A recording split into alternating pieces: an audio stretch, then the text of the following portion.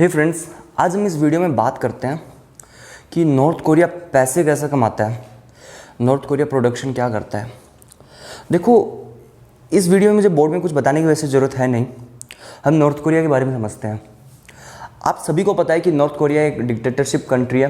वहाँ पे तानाशाह है, किंग जोंग उन। देश में कोई प्रोडक्शन वैसे होता है नहीं, ठीक है। कम्युनिस्ट स्टेट है और लोगों को प्रोडक्शन करने देता है नहीं। इकोनॉमी जैसे बाकी कंट्री में काम करती है वैसे काम नहीं करती है। तो नॉर्थ कोरिया पैसे कैसे कमाता है, कैसे वो अपने देश को, अपनी जनता को खाने के लिए या कैसे उनको सप्लाईज फैसिलिटी देता है। तो देखो कि नॉर्थ कोरिया के बारे में कुछ समझते हैं। नॉर्थ कोरिया करता क्या है। देखो, एक चीज़ है नॉर्थ कोरिया में, एग्रीकल्चर। आप इस वीडियो को ध्यान से देखना। Agriculture, okay. एग्रीकल्चर, देखो, हर देश में अगर कुछ भी प्रोडक्शन ना हो तो उस देश में एग्रीकल्चर ज़रूर होता है। अब बात आती है कि नॉर्थ कोरिया में जो ज़मीनें हैं वो इनफर्टाइल है, मतलब वहाँ पे वैसी फसल नहीं हो पाती है जैसी होनी चाहिए, ठीक है। उतनी फसल नहीं होती है। एग्रीकल्चर के मामले में नॉर्थ कोरिया काफ़ी पीछे है, जो कि उसको आगे होना चाहिए था। नॉर्थ कोरिया कुछ भी नहीं कर पा रहा है इस चीज़ में, इस फील्ड में। और वहाँ पे लोगों को फसलों में खाद देने के भी पैसे नहीं है, क्योंकि वहाँ पे खाद का भी प्रोडक्शन होता है नहीं। इंपोर्ट एक्सपोर्ट की तो बात ही दूर की है। तो बात ये है कि नॉर्थ कोरिया किस चीज़ पे डिपेंडेंट है। और यहाँ तक कि नॉर्थ कोरिया ज़मीन है, वहाँ पे कुछ खनिज पदार्थ भी नहीं निकलते हैं, ठीक है। माइनिंग वगैरह, मिनरल्स वगैरह कुछ भी नहीं है। तो नॉर्थ कोरिया कैसे डिपेंडेंट है। नॉर्थ कोरिया सबसे ज़्यादा पैसे कमाता है। देखो, इस फैक्टर को हम आराम से समझते हैं। न्यूक्लियर एड क्या होता है। देखो, न्यूक्लियर एड क्या होता है, मैं आपको कुछ चीज़ें बताता हूँ न्यूक्लियर एड के बारे में। जब नॉर्थ कोरिया को लगता है कि अभी हमारे देश की हालत ख़राब चल रही है राइट नाउ, करंटली, जैसे या कुछ भी, तो वो लोग क्या करते हैं कि नॉर्थ कोरिया के पास न्यूक्लियर हथियार है। जैसा कि आप सबको पता है, नॉर्थ कोरिया अपने न्यूक्लियर हथियार का प्रदर्शन करता है, ठीक है। मिलिट्री टेस्टिंग करता है, मिलिट्री ग्राउंड पे जाके, बैटलशिप में जाके अपने न्यूक्लियर हथियार का प्रदर्शन करेगा और वो मिसाइलें छोड़ेगा, दिखाएगा कि हमारे पास ऐसे ऐसे हथियार है। एक तरीके से वो प्रदर्शन, शक्ति का प्रदर्शन होता है, और दूसरी तरफ से वो एक धमकी भी होती है। उन देशों को, यूरोप को धमकी होती है, अमेरिका को धमकी होती है, और कुछ ऐसी कंट्रीज़ जो कि नॉर्थ कोरिया से कमज़ोर है। देखो, क्या होता है कि नॉर्थ कोरिया से कुछ कंट्रीज ताकतवर भी है, बहुत सारी कंट्री ताकतवर है, फिर भी नॉर्थ कोरिया पास न्यूक्लियर हथियार है।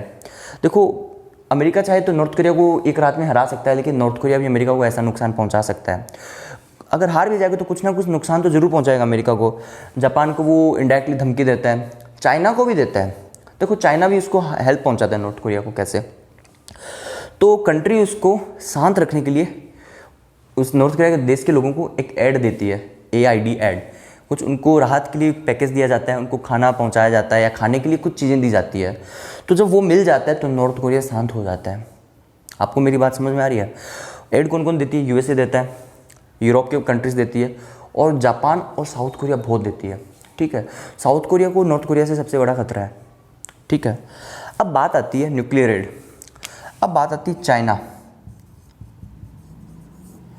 चाइना नॉर्थ कोरिया की कैसे हेल्प करता है। देखो, क्या होता है कि चाइना नॉर्थ कोरिया का बॉर्डर देश है, नेबरिंग कंट्री है, काफ़ी नज़दीक है। चाइना को लगता है कि जब भी नॉर्थ कोरिया की इकोनॉमी पूरी तरह से कोलैप्स हो जाएगी, पूरी तरीके से गिर जाएगी, या लोग जब सड़कों पे उतर आएंगे, तो क्या होगा, भगदड़ मच जाएगी, लोग यहाँ वहाँ से भागने लगेंगे। देखो, जब देश में इकोनॉमी गिर जाती है, लोग जब भूख मरने लगते हैं, या कुछ भी नहीं बचता है देश में, रहने की जगह नहीं, खाने के लिए जगह नहीं, तो उस देश के लोग अपने घर छोड़ के चले जाते हैं, निकल जाते हैं और दूसरे देश में जाते हैं।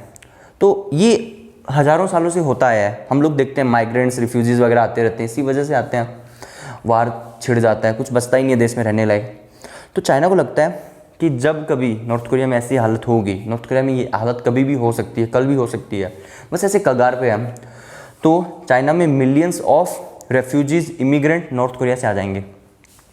चाइना कहता है कि मिलियंस ऑफ रेफ्यूजीज़ जब नॉर्थ कोरिया से चाइना में आएंगे, तब चाइना को इकोनॉमी को हानि पहुंचेगी।